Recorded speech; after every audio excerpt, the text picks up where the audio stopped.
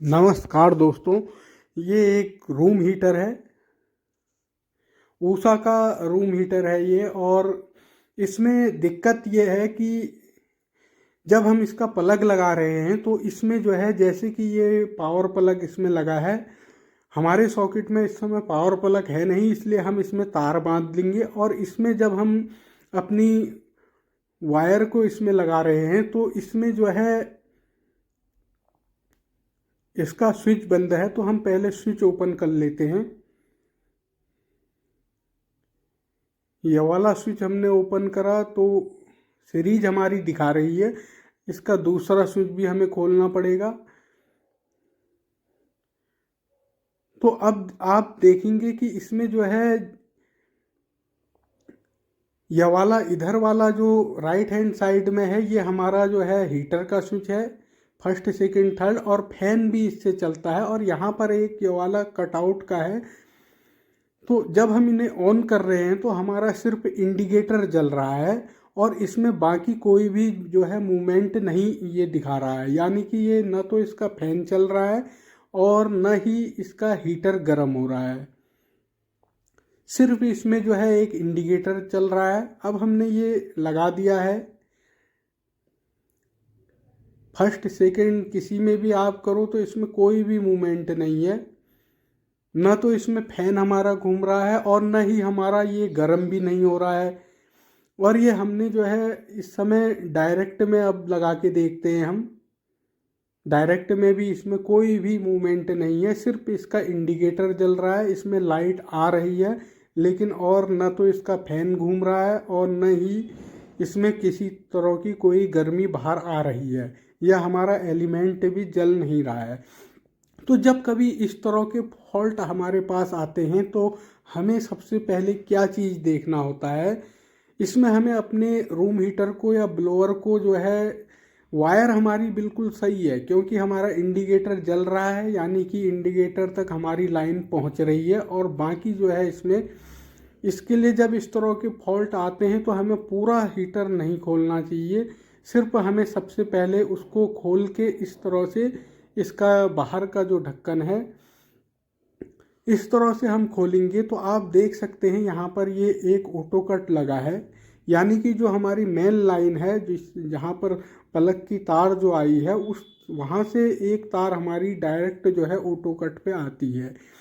तो इसे सबसे पहले हम हीटर को पूरा ना खोल के सिर्फ अपने ऑटो कट को चेक करेंगे।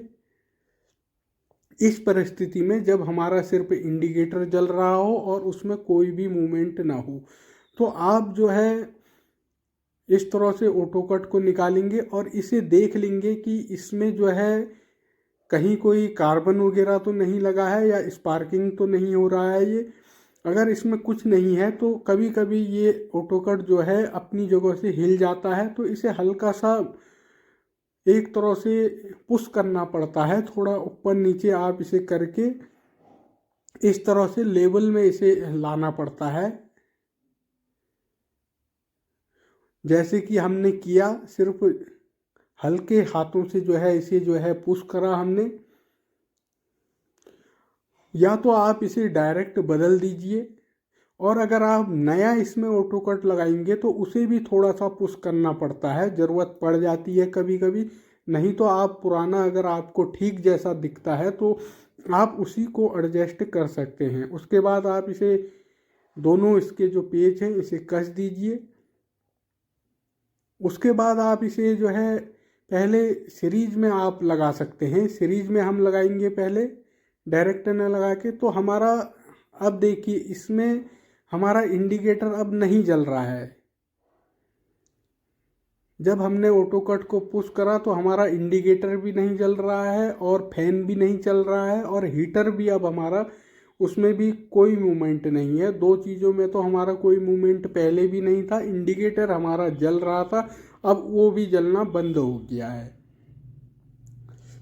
हमने ये इस समय सीरीज में लगाया है और हमारा सिर्फ सीरीज का बल्ब जल रहा है, यहाँ पर आप देख सकते हैं। और इंडिकेटर जलना बंद हो गया है और पंखा भी नहीं घूम रहा है और हीटर भी नहीं जल रहा है और हमारे बटन जो है खुले हैं। यानी कि इस समय हमने 2000 वाट डाला है और अब आप इसे डायरेक्ट लगाएंगे तो अब आप देखिए इसका फैन भी घूमने लगा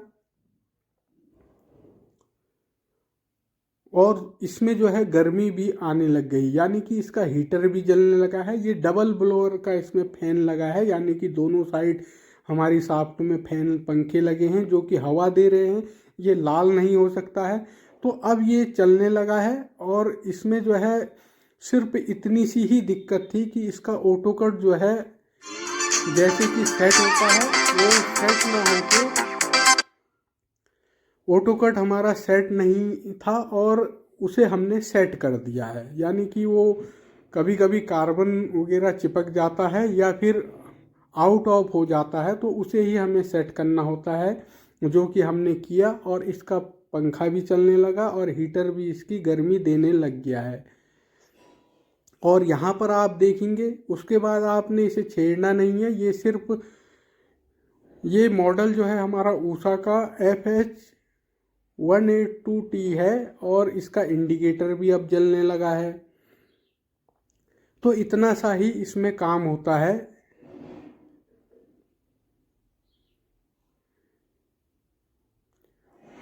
ये जो हीटर चलता है ये अपने हिसाब से, अपनी गर्मी के हिसाब से थोड़ी देर चलता है और फिर बंद हो जाता है, फिर चलता है, फिर बंद हो जाता है। यही इसका मूवमेंट होता रहता है। यानी कि ऑटो कट सिस्टम है जो कि हमारे बिजली के बिल को भी बचाता है और कमरे को भी गर्म रखता है। इस ऑटो कट का यही काम है। उसके बाद इसके आप पेचों को कस दीजिए और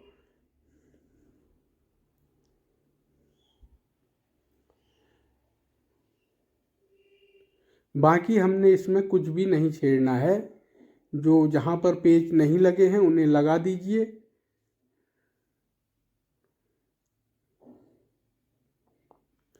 फिर आप इसके जो है ढक्कन को, इसमें ढक्कन में क्योंकि पेच नहीं होते हैं, सिर्फ इसे हल्का सा पुश करना होता है अंदर को और ये फिट हो जाता है इस तरह से। तो इतना ही इसमें काम था।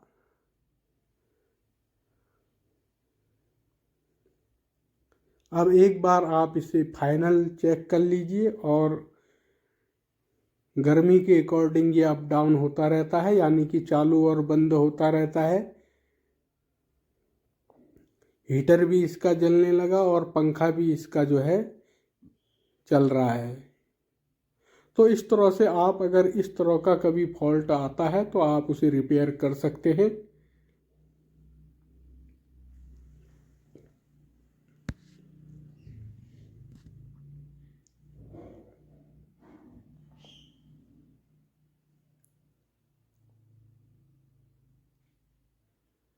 तो दोस्तों इस वीडियो में इतना ही। Thank you.